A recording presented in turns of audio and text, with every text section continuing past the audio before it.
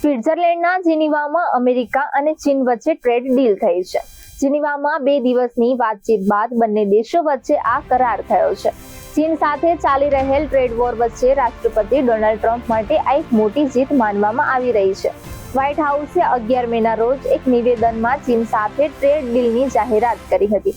જોકે વ્હાઇટ હાઉસે તેની વિગતો આપી નથી. ચીનના નાયબ વડાપ્રધાન ફી લાઇફેંગે જણાવ્યું કે જીનીવામાં સોમવારે એક સંયુક્ત નિવેદન જારી કરવામાં આવશે. તેમજ નાયબ વાણિજ્ય મંત્રી લી ચેંગગેએ કહ્યું કે આ વિશ્વ માટે સારા સમાચાર હશે.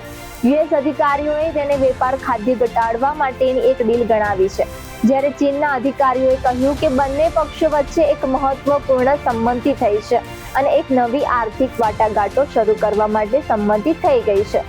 ગયા મહિને ટ્રમ્પે ચીની માલ પર 145% ટેરિફ લાદ્યો હતો, જેના બદલામાં ચીને પણ અમેરિકન માલ પર 125% સુધીનો ટેરિફ લાદ્યો હતો, જેના કારણે વિશ્વની 2 સૌથી મોટી અર્થવ્યવસ્થાઓ વચ્ચેનો વાર્ષિક $600 અબજ વેપાર લગભગ બંધ થઈ ગયો હતો.